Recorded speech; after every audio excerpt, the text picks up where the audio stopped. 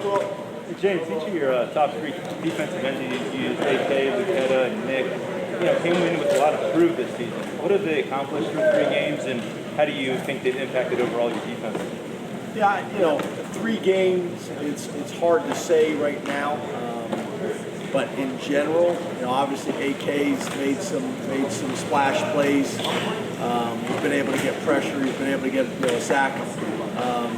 Burton, we kind of know what we're getting with him. He's very, very consistent.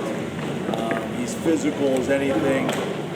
I think he would like to, and we need him to be a little bit more disruptive in the passing game from a pass rush perspective.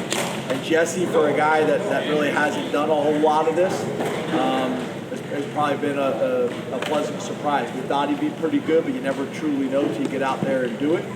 And he's done a nice job so far. So we're going to need those guys to continue to grow and evolve as the year goes on. Okay, how important has the portal in community college has been to you guys? And do you have a strategy? Things have really pivoted? Yeah, even though we have had success with the portal, I wouldn't say I'm necessarily a huge fan and believer in it. I guess there's a time and place for everything. I guess we probably view it like a lot of people do. Almost like junior college players, like the situation we have with Lackawanna, where you're trying to maybe fill a void that you have, especially in the upper class, while you're waiting for a younger guy to develop and grow and mature. That's how it's been for us. I wouldn't say we're ever going to be a huge transfer portal team. I wouldn't say we're ever going to be a huge junior college program, but obviously with having Lackawanna in-state, it's made a lot of sense to us, and I hope it's made sense to them as well. But it's really to fill immediate needs. Maybe you have an injury, maybe you have a guy that maybe just needs another year of development, and it probably makes more sense for him to be in a complementary role for a year and then be the starter the next year. It helps you with that. Get some immediate impact guys from a veteran, experience, maturity standpoint. James, do you have an overall kind of strategy for Redshirts this year? And our 2020 guys, do you have to consider that with them given their eligibility situation last year? Yeah, so we're not really approaching the COVID year at all. We're kind of looking at guys as they were, and then we'll deal with that down the road when the time comes, knowing that there's some flexibility there. But from a redshirt standpoint, as you know, it's kind of fluid. So we kind of have the guys. I sit down with all of them before the season starts, and some guys we say, like Kalen King, that you're going from week 1 on. Some guys are going to have a special teams role, and maybe it grows. Some guys are going to try to hold their red shirt unless there's an injury, and then some guys are clearly just not ready yet.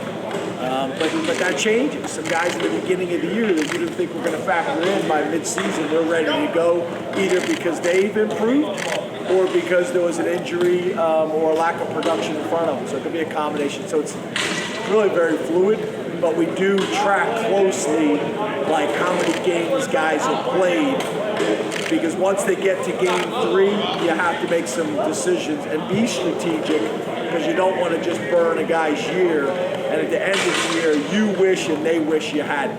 James, with that in mind, has the atypical non-conference start with Wisconsin first and then Auburn, has that changed how you maybe have used players or some of your rotational situations? Yeah, I think it normally would, right? Because you get to play a lot of those guys typically early on in some of the out-of-conference games. Kind of got to figure out who people are and then adjust from there. But I don't know if on the road at Wisconsin is the place to figure that out. So yeah, I think it's been impacted by our schedule. I think that's a fair thing to say. James, along with you shy away from guys having more than one role. You've had multiple kickers, you have to play guys on both sides of the ball. Jordan's kicking everything. Jesse's playing two positions.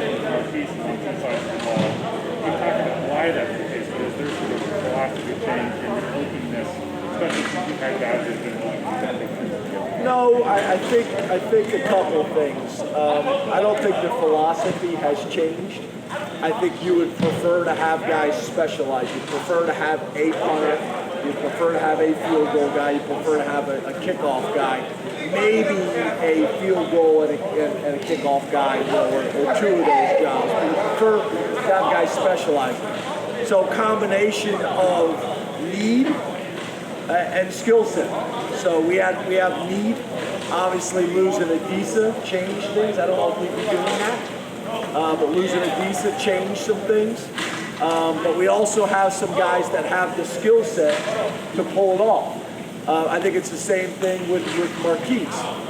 We have a need, and he's got the skill set. He's one of those guys, like, if you're just picking a backyard football team, Marquise is going to be one of the first picks because he literally, naturally could play both sides of the ball. Now, being able to handle all the details that come with playing both positions at a high level, because right, you just can't throw him in and say go run a go, and everybody saying those every time he goes in, it's a go, and if he's in there, it's probably not a run play. So we don't really want to operate like that. But I wouldn't say it's a philosophy change. It's a need right now, and it's a skill set that certain guys have. James, John Lovett getting his first reps last weekend. What did you like, and how do you see his role continuing this camp? Well, he's an experienced guy. He's played a lot of football. Obviously not here at Penn State, but has played a lot of football. I think he has maybe a little bit different style, maybe a little bit more quickness, maybe a little bit more juice.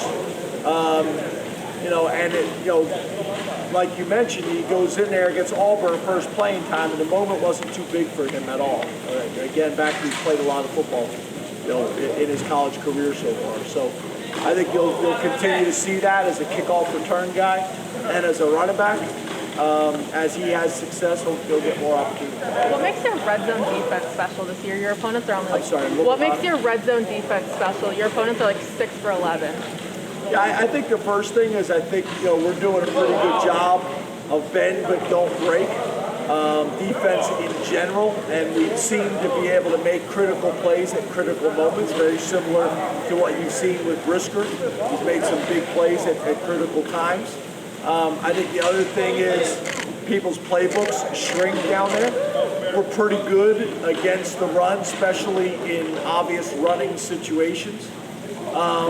And then I think our guys are doing a really good job of playing the ball in the air. I think we got more guys making plays on the ball in the air right now on the defensive side of the ball and keeping their poise when the ball's in the air. A lot of times defensive players, the ball's in the air, they get tight, and I hate to use the word panic, but some defensive players do. And I think we have a lot more experience in the secondary. You guys heard me talking about it early on. I felt like I had a chance to be one of our best secondaries.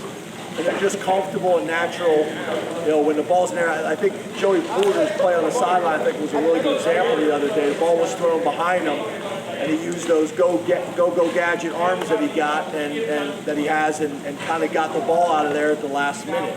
But he was relaxed kind of throughout the whole process. Obviously, Brisker's made some big interceptions. Tig has as well. So I think it's just a combination of all that. How do you see Brandon grow over the last couple of years? And what can you do moving forward to get you better? Yeah, I think Brandon is obviously super talented. Really has been since high school. We've had a very close relationship with him and his entire family kind of throughout the whole recruiting process, and since he's arrived on campus, he continues to grow. Not only each year but by week, playing different positions, which also helps him as well. He played out to the field last year predominantly, and now he's playing into the boundary. So I think that's helped his overall understanding and confidence. But I see Brandon getting better every single day, and I think you'll continue to see that as the season goes on. I don't know if you guys have ever seen Brandon. We took all these guys to the lake this summer. I mean, he looks like he was made like in a lab. Like if you were trying to build a Frankenstein linebacker, I mean, that's how it would be. I mean, he's as impressive of a young man on the field and off. He's killing it academically. He's he's doing a really good job. I'm really proud of him. I think you'll continue to see him, have success this season and moving forward. I know you're focused on the current team, but Micah and Odafe had big games in their second week in the NFL. What's that mean to you? What do you think about them producing early like that? Yeah, I think that it's not much of a surprise. I mean, obviously you got two different situations. We lost Micah last year because of the way the season was handled by the Big Ten. But obviously you guys know, we all know what a difference maker he is. I think he was a steal at 12. I think Dallas got a steal at 12. And then Jason, obviously, there's a lot of conversations about him and his athleticism, and maybe a lot of discussions about production, specifically when it came to sacks. But everybody that I could talk to and have interactions with about Jason and what I thought his future was like, I was pounding the table for him. So there's nobody in our building that is surprised by the success that either one of them are having. Thank you, Coach. Thanks, guys. Thank you.